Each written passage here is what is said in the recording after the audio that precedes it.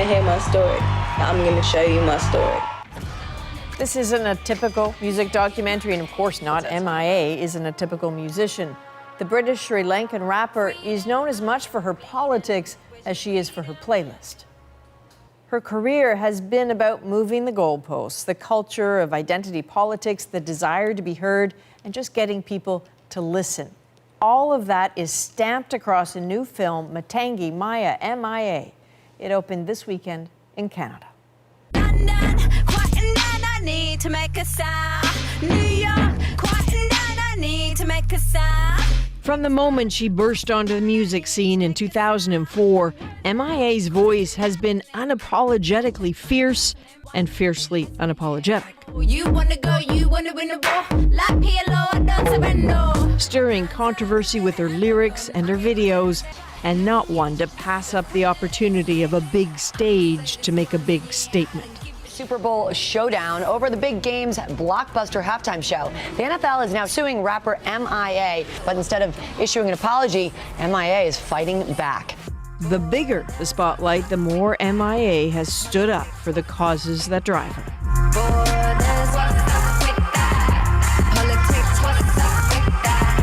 From the global migrant crisis to women driving in Saudi Arabia. Live fast, die young, bad girls do it well. Live fast, die young, bad girls do it well. What experience are we allowed to share from these places? You've got access to a microphone. Please use it to say something. I fly like paper, get high like planes. If you catch me at the border, I got visas in my name. Always at the core of her music and her activism, her life as a Tamil refugee who grew up in London.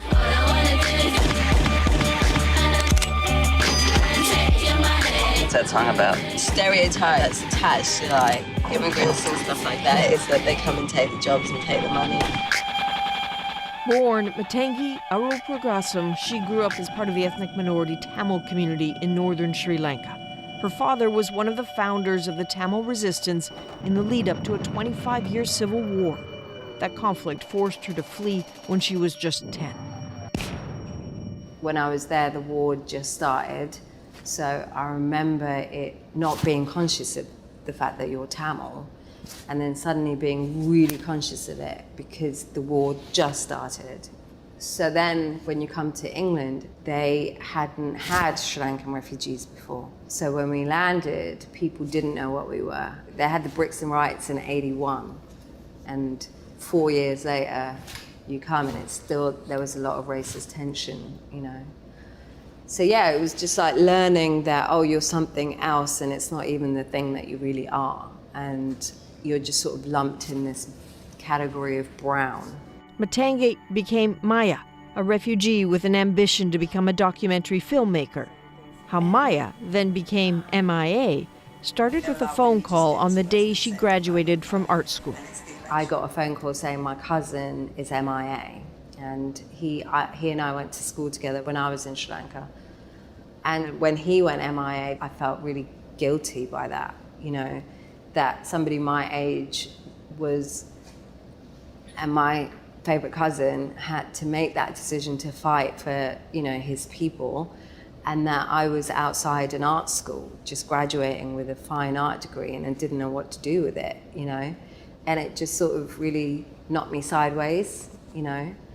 And that was the first time I felt really connected to back home to Sri Lanka and the concept of people like me and people my age and what they were doing there. And I needed to go and investigate. When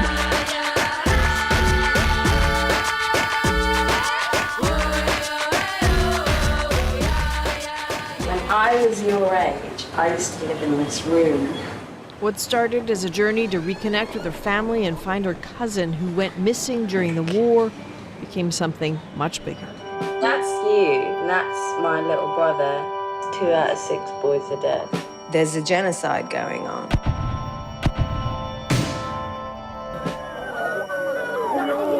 I felt that I'd not anticipated how terrible the situation was.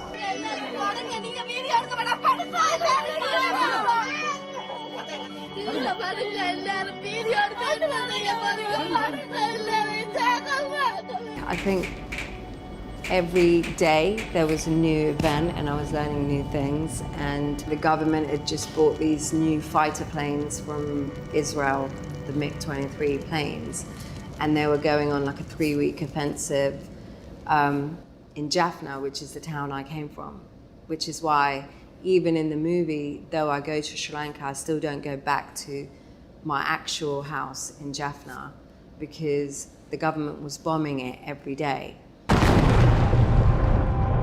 And they've bombed the airport. Bloody world is looking at this. I don't understand. Even if I hear serious things like murders and rapes and genocide, it's still disposable, useless, and pointless, because nobody's doing anything about it. That was really an eye-opening moment for me, and that's why I was like, oh, this needs more attention and this needs more help internationally.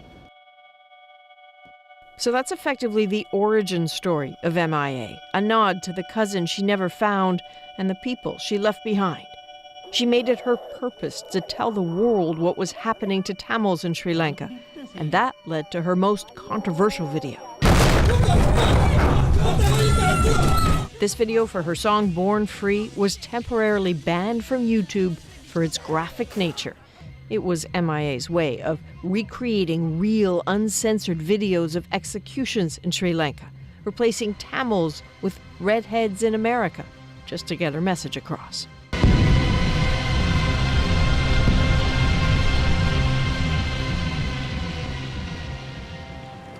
I need to keep the immigrant story in all my work, always, because that is what I'm trying to make sense of.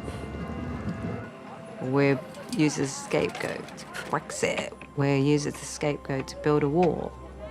But people have always mixed and mingled and moved, and interesting things happen because of it.